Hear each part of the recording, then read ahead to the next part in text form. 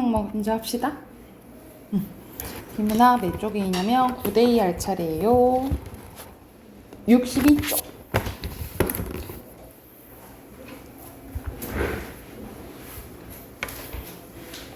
62쪽 보면은 이제 스텝 2로 넘어가거든요. 그래서 첫 번째 거는 선생님이랑 같이 한번 봐볼게. 문단 표시하시고 여기서부터는 이제 문단별로 중심 내용 찾는 거 나와요. 미세먼지란 무엇일까? 미세먼지란 대기 중에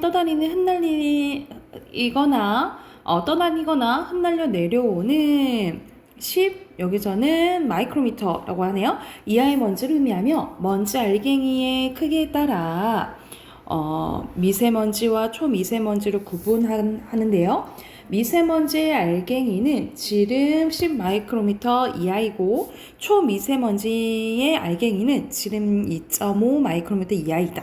사람의 머리카락 지름이 50에서 70 마이크로미터 정도이므로 미세먼지 알갱이의 크기가 얼마나 작은지를 짐작해 볼 수 있대요. 그래서 여기서 중심 문장은 요 문장이라고 보시면 되고요. 핵심어는 미세먼지예요.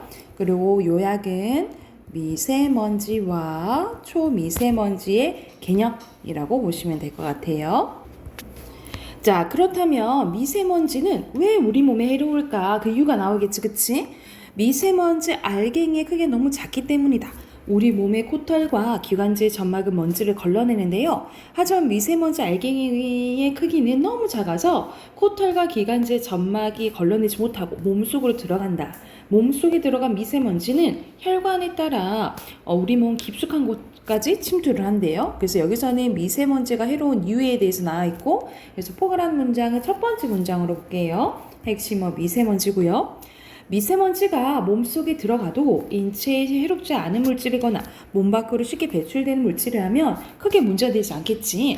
하지만 미세먼지는 세계보건기구에서 정한 우리 몸의 치명적인 1급 발암물질이래요. 미세먼지는 일반적인 대기오염을 일으키는 물질이 공기와 만나 형성된 화학물질, 석탄과 석유를 태우는 과정에서 발생한 오염물질로 구성됩니다. 이런 것들은 우리 몸속에 들어가면 암뿐만 아니라 기관지와 눈, 폐 등의 크고 작은 병을 발생시킬 확률이 높대요. 그래서 여기서는 이어서 왜 미세먼지가 해로운지에 대해서 나오죠. 병을 이제 발생시킬 위험이 많다 이 말이야. 핵심어 그대로 미세먼지로 볼게요. 따라서 미세먼지 수치가 높은 날에는 최대한 미세먼지를 피하도록 노력해야 한다. 바깥 활동은 자제하고 실내에서는 창문을 닫아 밖에 미세먼지가 안으로 들어오는 것을 차단해야 됩니다. 또한 외출할 때는 미세먼지 차단용 마스크를 꼭 착용하고 외출하고 돌아온 후에는 손과 얼굴 등을 깨끗이 씻어야 한다. 그리고 물과 과일, 채소 등을 섭취하는 것도 미세먼지로부터 우리 몸을 지켜내는 데 큰 도움이 된대요. 그래서 되도록이면 피해야 된다라는 내용이 나왔네요. 요약은 미세먼지로 인한 피해를 줄일 수 있는 방법 제안 및 실천 당부라고 보시면 되고요. 1번의 순서대로 미세먼지 그리고 초미세먼지 쓰시면 되겠죠. 그리고 2번에 적절하지 않은 것은 여기서 전문가 이거 나오나? 안 나오죠, 그쵸? 1번 체크하시면 되고 뒤에 넘겨서 문제 풀고 같이 볼게요.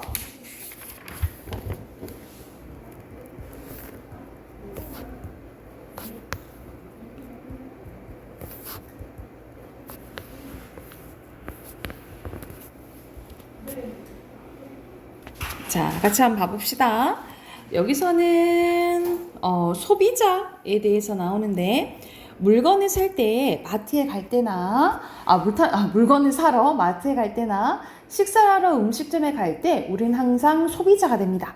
소비자란 우리가 일반적으로 아는 것처럼 무엇인가를 돈으로 사는 사람만을 의미할까? 이 질문에 정확하게 답을 하려면 경제학적으로 소비자가 무엇이라고 정의하는지 먼저 알아야 된대. 그래서 여기서는 소비자의 개념에 대한 의문지 얘기했고요. 역시 뭐 소비자고요.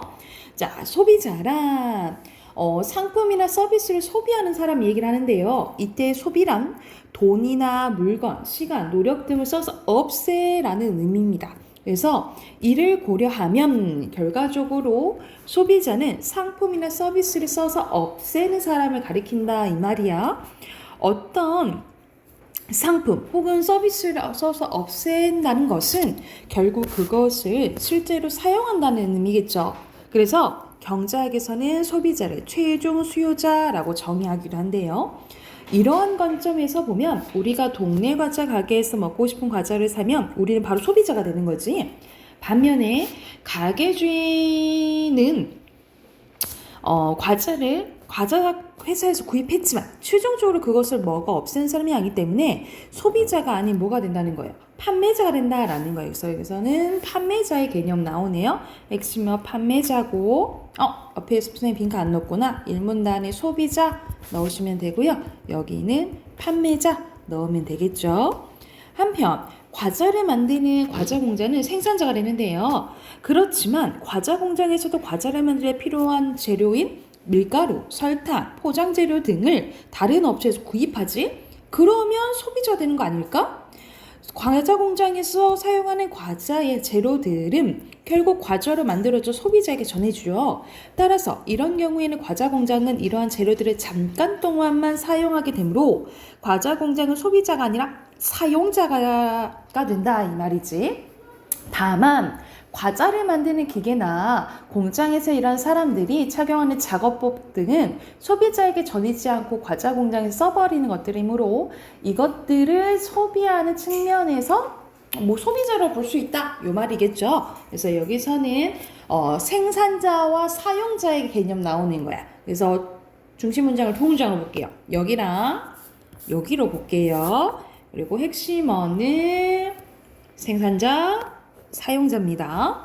이처럼 상황에 따라 생산자와 소비자의 역할이 바뀌기도 했기 때문에 생산자와 소비자를 명확히 구분할 수는 없겠죠. 그래서 경제활동하는 사람이라면 누구든지 생산자이면서 동시에 판매자, 소비자가 될 수 있다는 점을 기억하고 조금 더 바람직한 경제활동하도록 뭐하자?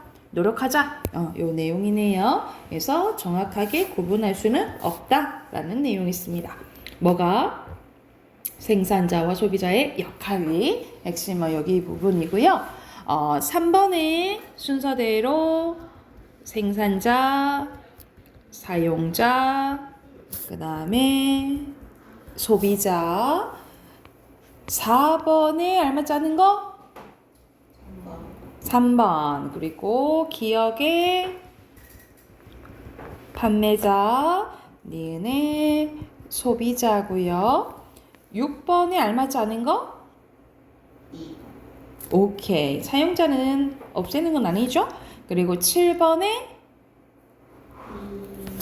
2번입니다. 자, 뒤로 넘겨서 어휘 답 확인해보면 이렇게 표시하시면 되고 4번에 치명적, 5번에 발암물질, 6번에 점막, 7번에 입장, 그리고 8번에 순서대로 2, 4, 3, 1이고요. 그리고 12번에 1번, 13번에 2번, 14번에 3번입니다. 자, 문학권 해봅시다. 문학 74쪽이에요.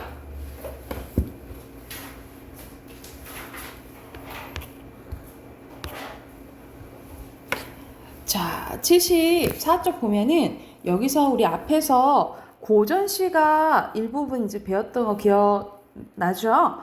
대표적으로 시조도 배웠고, 뭐 고려가요도 배웠고, 그치? 이런 것들이 대표적인 고전시가인데, 이 고전시가에 자주 나오는 표현 방법에 대해서 나와 있어요. 한번 봐볼게. 첫 번째는 선경후정입니다. 여기서 선이 먼저 선자고, 경이 경치예요.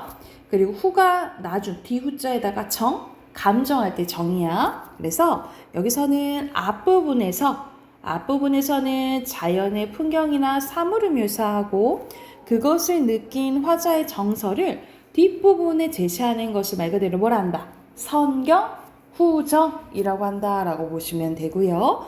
자, 예시 한번 봐보자. 헌안설원의 춘우입니다. 봄비라는 이제 뜻이고, 봄비가 보슬보슬, 의태어 쓰였네. 보슬보슬 연못에 내리고 서늘한 촉각적 심상도 쓰였고요. 서늘한 기운 장막 속에 스며들 때 시름에 겨워, 여기에 감정이 나오지. 자기가 걱정 근심 시름 많다 이 말이야. 병풍에 기대니 담장에 살구꽃이 후두두 떨어지네. 여기도 의태어 나왔네요. 그래서 먼저 봄비가 내리는 모습이 나오고 거기서 내가 근심 걱정이 있는 것이 나왔다 이 말이잖아. 그치? 이런 게 대표적인 선경, 후정이라고 보시면 되고요. 그리고 두 번째는 감정이입이에요. 감정이입은 어떠한 대상이 자신과 똑같은 감정을 느끼는 것처럼 표현하는 거라고 생각하시면 되거든요. 그래서 중등 과정에서는 그렇게 자세히 나오지는 않지만 어떤 게 나오냐면 우리 감정이입은 어디에 속하냐면 객관적 상관물에 속해요. 이 객관적 상관물이 뭐냐면 어떤 사자의 정서를 감정을 불러일으키거나 말 그대로 환기시켜주거나 이런 식으로 감정이 똑같거나 아니면 이 상황이 반대일 때 있죠.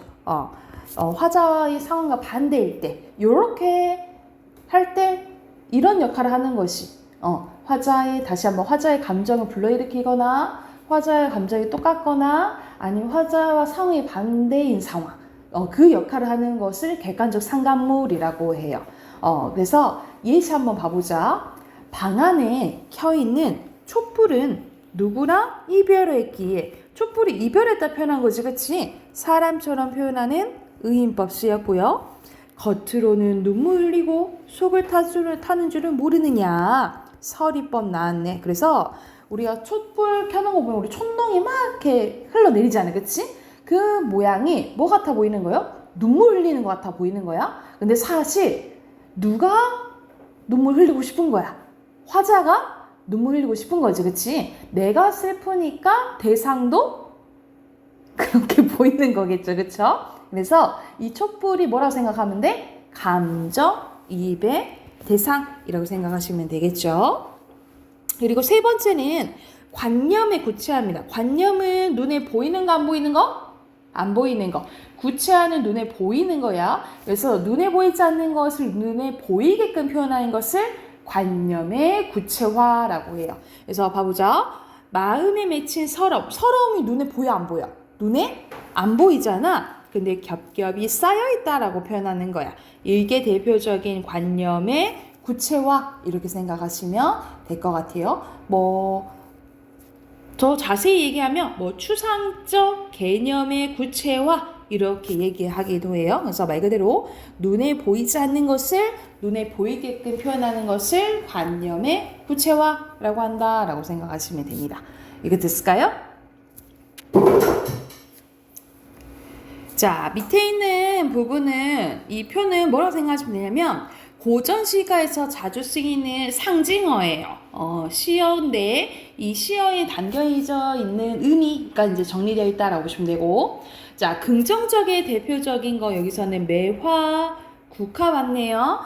매화, 국화 플러스 소나무, 대나무 이런 것들은 이렇게 둘이 묶어서 보통 우리가 변하지 않는 마음, 지조와 절개를 의미한다라고 보시면 돼요. 그래서 이렇게 매화와 국화, 소나무, 난초 이건 사군자거든요. 요 사군자거나 이 소나무는 아니에요. 소나무는 사군자는 아니고 이렇게 매화, 국화, 대나무, 난초까지 사군절에서 예전부터 양반들이 좋아했던 것들이라고 생각하시면 되고, 변하지 않는 마음, 지조, 절개 의미한다 이렇게 기억하시면 되고요. 해와 달은 하늘에서 유일하게 하나씩 있는 거잖아, 그치? 그래서 유일무이한 존재여서 임금, 보통 의임금을 상징한다 라고 보시면 되고요. 바위는 단단하잖아요. 그래서 보통 굳은 의지, 이것도 변하지 않는 마음, 뭐 보통 그런 것들을 의미한다 라고 생각하시면 됩니다. 부정적인 것들이에요. 바람, 눈, 서리, 이건 나를 힘들게 하는 것들. 그래서 보통 시련, 고난을 의미하고요. 우리가 예로부터 까치는 좋은 소식을 물어다 준다라고 하고, 까마귀는 조금 안 좋은 소식, 뭐 이렇게 얘기를 하거든요.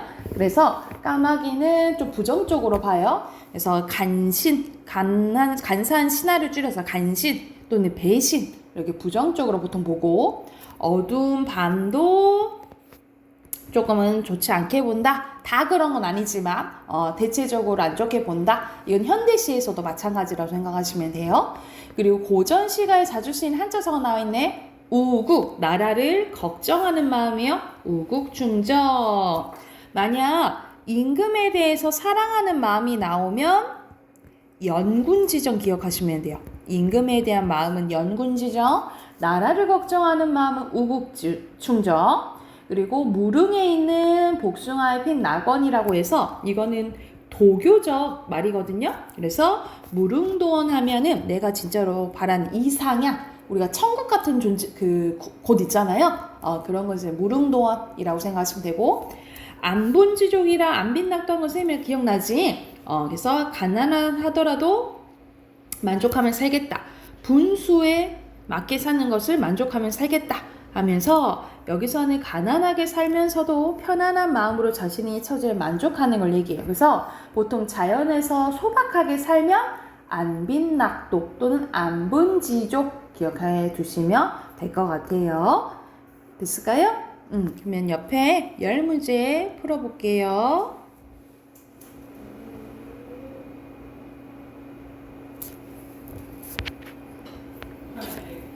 여기서는 한식에 비온 밤에 봄빛이 다 퍼졌네. 무정한 꽃과 버들도 때라라 폈는데 어찌하여 우리 많이 오는고 하면서 봄빛 뭐 얘기하다가 임 얘기하잖아, 그치? 임에 대한 그리움이에요. 그래서 선경우정 그리움 표시하시면 되고, 바위에 서 있는 소나무 염이 있고 당당한 것이 환갑구나. 바람과 서리를 겪어도 너는 여의지 꺾이지 않는구나. 어찌하여 봄빛을 가져 변하는 줄 모르는고? 그래서 변하지 않는 소나무의 절개와 지조를 얘기하고요. 휘몰아치고 차가운 특성 있는 것은 세모친 거, 바람과 서리 넣으시면 되겠죠. 그리고 오른쪽에 보면 집 뒤에 고사리 뚫고 문 앞에 맑은 샘을 길어 기장밥을 있게 짓고 산나물국을 삶는다. 아침 저녁의 음식이 만족스러운 것도 내 분수인가 하느라. 이렇게 소박하게 먹어도 나는 만족한다, 이 말이잖아, 그치? 그래서 만족, 안빈낙도 고르시면 되고요. 어휘, 과장, 그 다음에 결박, 9번에 참신, 10번에 묘미예요. 자, 앞으로 가서 작품 2개 볼 건데, 먼저 68쪽에 나와 있는 것은, 자, 조금 길죠, 그쵸? 이거는 대표적인 사설시조입니다. 시조긴 시조인데 사설시조예요. 내용 한번 봐보면, 어이 못 오던가, 어이 못 오십니까? 무슨 일로 못 오십니까? 그래서 지금 누가 오지 못하는 상황인 거예요, 그치?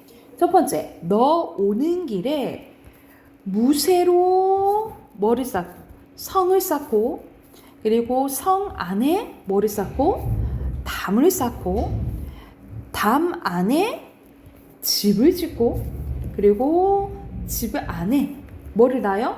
뒤주 놓고, 그리고 뒤주 안에 궤를 놓고, 궤 안에 너를 결박해서 넣고, 쌍배모, 그리고 외걸쇠에 용거무 자물쇠로 수기수기 잡았더냐. 그래서 여기서는 외걸쇠에다가 용거무 자물쇠로 너 갇혔니? 그래서 너 못 오니? 라고 얘기를 하는 거예요. 그래서 여기서는 수기수기는 깊이 이런 내용이고, 여기서는 주로 여기서 중장이 길잖아요. 그래서 중장이 중요해. 자, 선생님이 이렇게 표현했잖아. 성 쌓고, 성 안에 담 쌓고 하고, 점점점 말이 이어지죠. 성 쌓고, 성 안에 담 쌓고, 이런 식으로 이어지잖아. 그치? 자, 이렇게 이어지면 첫 번째 연쇄법이라고 하고요. 그리고 뭐뭐하고 나열되잖아. 그치? 나열되는 거는 열거법이에요. 열거법도 쓰였고, 그리고 사실 진짜 이렇게 갇혔겠어? 아니잖아. 그치? 부풀려서 이야기하는 과장법도 있는 거야. 그리고 선생님이 이렇게 표시한 것들은 이것 때문에 임이 못 온다라고 생각하는 거야. 그래서 이거는 임을 오지 못하게 하는 장애물이라고 보시면 됩니다. 임을 오지 못하게 하는 장애물을 의미해요. 그래서 한 달이 30날인데 날 보러 시적화자 직접적으로 나타나 있네요. 날 보러 올 하루가 없습니까? 라고 일부러 서리법으로 표현해내. 그치? 그래서 여기서는 이미 오지 않는 답답한 마음에 막 상상의 나를 펼치는 거죠. 이렇게 갇혀가지고 못 오는 건가요? 라고 이야기를 한 임을 그리워하는 시조라고 보시면 돼요. 그래서 화자는요, 나고 중심 대상은 너고요. 상황 쓸게. 상황은 화자는 너를 기다리며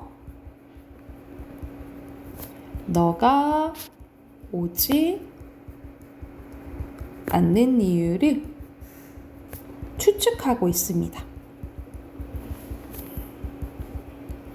정서 및 태도는 그리움과 오지 않는 것에 대한 약간의 원망도 있고요.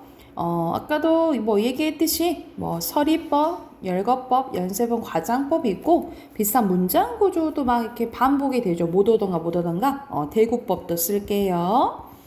추가적으로. 그래서 주제는 돌아오지 않는 임에 대한 애타는 그리움과 원망입니다.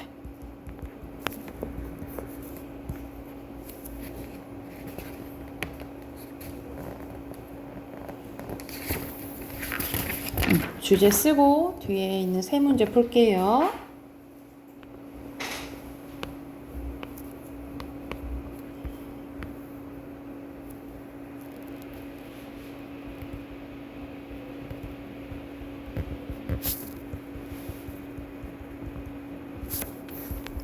자, 어이 못 오던가 장애물이죠. 2번에 알맞지 않은 것은 3번.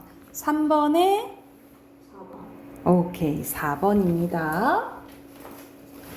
자, 두 번째 작품 봐볼게요. 두 번째 작품은 유명한 황진이의 시조입니다. 황진이는 기생인데요. 유명한 이제 기생이었는데 이렇게 이제 시를 엄청 잘 썼다고 해요. 자, 어떤 내용인지 한번 봐볼게. 동지딸. 이거는 딱 봐도 짧으니까 평시조입니다. 평시조면서 하나 있으니까 단시조라고 보시면 되고요. 동지딸은 동지가 무슨 날이야? 승찬아? 밤이지. 그렇지. 우리가 1년 중에 밤이 제일 긴 날이잖아요. 그래서 우리 동짓날에 팥죽 먹고 막 그러잖아요. 그쵸? 동짓달, 그러니까 밤이 제일 긴 날이에요. 기나긴 밤을 하늘이 베어낸대. 밤은 우리가 눈에 그냥 깜깜한 거를 밤이라고 하지 우리가 실제적으로 만질 수 있는 건 아니잖아. 그치? 근데 하늘이 베어낼 수 있다라고 표현을 했네. 이거는 아까 전에 배운 눈에 보이지 않는 것을 눈에 보이게끔 표현한 거잖아. 그치? 이게 관념의 구체화요. 추상적 개념의 구체화 라고 보시면 됩니다. 눈에 보이지 않는 것을 눈에 보이게끔 표현했다라고 보시면 돼요. 자, 이 기나긴 밤을 하늘이 땡강 떼어내가지고 봄바람 이불 아래 서리서리 넣었다가 서리서리 넣는 모양이에요. 그래서 으태여라고 보시면 되고 정통한님 오신 날 밤이거든 구비구비 펴리라. 그래서 지금 님과 이별한 상황인가 봐. 그래서 기다리고 있으니까 너무너무 그 밤이 길잖아. 그치? 그래서 이 긴 밤을 딱 떼어내다가 자, 사랑하는 님이 오시면 더 오래 있고 싶잖아. 그치? 그래서 그때 그 시간을 펴서 같이 있고 싶구나 라고 표현한 거예요. 요것도 으태어고요.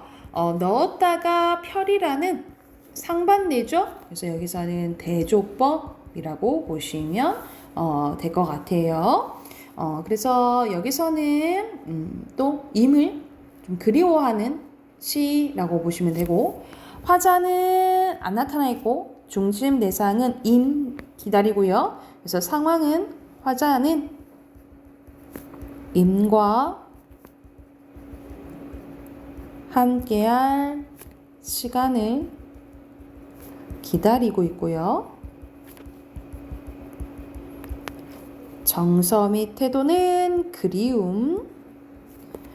표현상의 특징은 뭐 다 얘기를 해줬지만 특히 우리말의 묘미가 잘 드러나 있다라고 보시면 돼요. 왜냐하면 으태어가 음성 상징어잖아, 그치? 순 우리말을 보통 많이 사용해서 우리말의 묘미가 잘 드러난다라고 생각하시면 되고요. 주제는 임에 대한 그리움과 사랑입니다.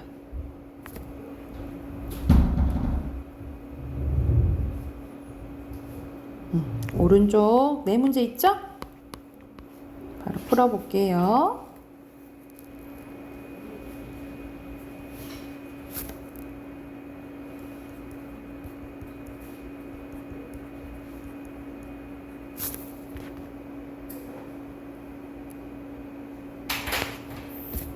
그래서는 밤 음성상징어고요. 5번에 알맞은 것은 6번.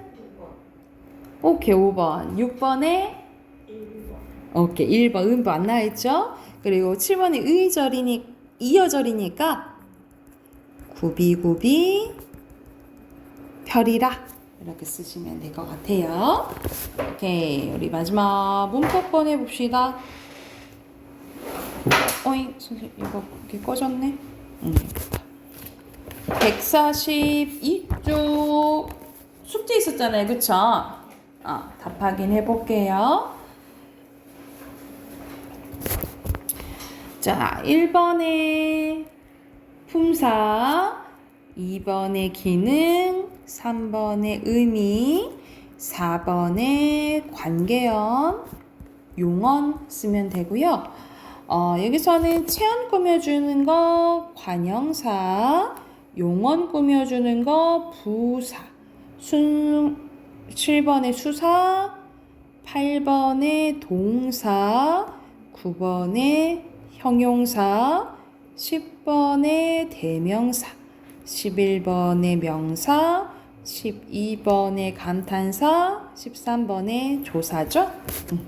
그리고 17번에 순서대로 조사, 18번에 관형사. 14번, 16번. 선생님 넘어갔구나.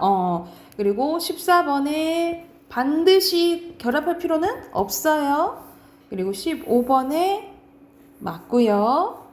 관계연 2단은 변하잖아. X죠? 다시 17번에 조사, 18번에 관형사, 19번에 명사, 20번에 수사, 21번에 동사, 22번에 대명사, 23번에 형용사, 24번에 부사, 25번에 감탄사입니다. 자, 뒤로 넘겨서 1번에 수식언, 2번에 대명사, 그 다음에 수사, 3번에 감탄사고요. 4번에 5번에 여기서는 대상이잖아. 서술 해야겠지, 그치? X, 그 다음에 7번에 바뀌었네요. X, 8번에 X. 관형사는 조사랑 결합 안 한다 했잖아, 그쵸? 여기서는 들어갈 수 있는 게 열심히 청소한다. 그 다음에 공부한다. 가능하죠? 그래서 품사는 동사고요. 그리고 모든 꽃이 또는 젖꽃이 왜죠? 이건 관형사고요. 매우 막다. 그 다음 푸르다가 되는데 이거는 형용사입니다. 자, 여기서는 체험 모두 찾으래요. 각각 또 쓰라고 하네. 우리 대명사, 선생님 명사, 오늘 명사, 학생 명사, 다섯 수사, 지각 명사예요. 오른쪽에 관계어 조사 찾는 거네요. 에, 이 두 개, 이에게 을 세 개. 자, 여기서는 격조사인지 보조사인지 쓰는 거네. 연결하는 거네. 격조사, 보조사, 격조사, 격조사, 보조사. 관형사 동그라미, 부사 세모, 동그라미 세모, 세모, 세모. 그리고 여기서는 기본형을 보셔야 돼요. 히다니까 형용사, 허는 관형사, 빨리는 부사, 빨라는 기본형 빠르다죠? 형용사, 그는 대명사, 그는 사람 꾸며주니까 관형사. 됐을까요? 자, 한쪽 더 있죠? 146쪽 갈게요. 자, 여기서 더 들어갈 말은 책을 빨리 또는 조용히 읽는다. 그래서 얘는 부사고요. 앞, 어머나, 감탄사, 그리고 그녀, 나, 대명사, 그리고 깨서, 을, 조사고요. 자, 여기서는 체험, 민수, 명사, 때, 명사, 여기, 대명사, 당신, 대명사, 옆, 명사, 그것, 대명사, 나에게, 나, 여기서 대명사, 그리고 그, 대명사, 첫째 수사, 노력, 명사. 왜요? 용어는인데요. 용언을 다 했다고요? 골랐다고요? 네.